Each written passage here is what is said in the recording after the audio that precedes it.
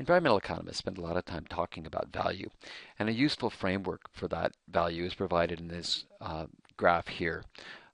Because values that we talk about as environmental economists are not things that you can see in the marketplace like a box of cereal or a car. They're things that don't have prices, pollution or an endangered species. So we need a good framework to deal with those types of values. The first type of main group of values is what we call use values. On the right, we're going to have non-use values. I'm going to come to those in a second. Use values are broken down into direct use and indirect use. And then on the direct use side, we've got extractive and non-extractive. So let's look at some examples. So here's an example of extractive use.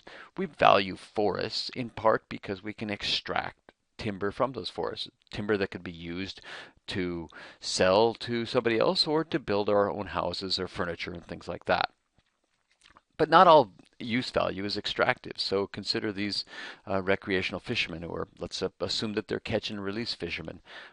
They are using the fishery. They clearly value the fact that these trout are swimming upstream, but they don't actually take anything from the fishery. So their use is non-extractive.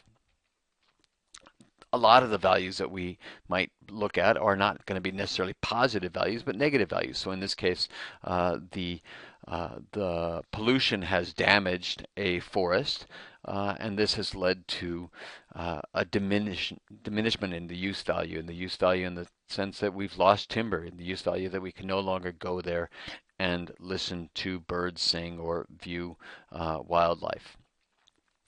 On the other side of the use value graph is indirect use. So this talks about uses that are not direct. So think about this watershed, this forest system at the top. It provides water that is then generating all sorts of indirect uses.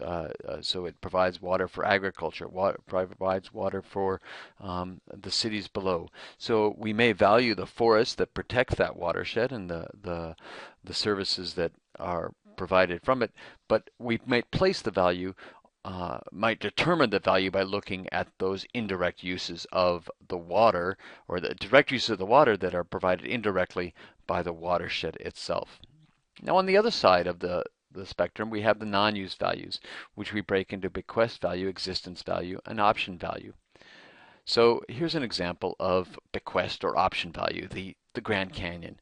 If you've never been to the Grand Canyon, you've got to go. In fact, you probably value the option to be able to go. So option values refer to valuing a resource that you're not using now, but you want to preserve the option to use that in the future.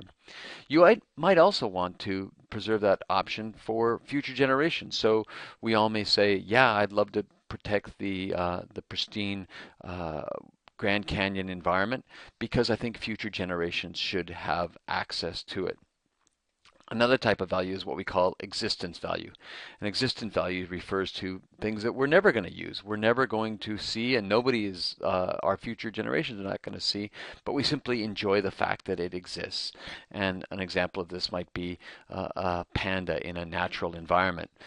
We all may place value on the fact that the panda exists in that environment. We know that it's out there, but we don't actually plan to use it at any point in the future. And these are values because people are willing to pay dollars to preserve that existence. Classically, the World Wildlife Federation uses a panda bear as its symbol, specifically because people do value the existence of this animal. So there's the general framework for value. This will inform the way we think about placing a dollar value on particular types of environmental services, and it should inform you the way you think about that the environment, even if there's no prices, there frequently are values and people are willing to pay for those services.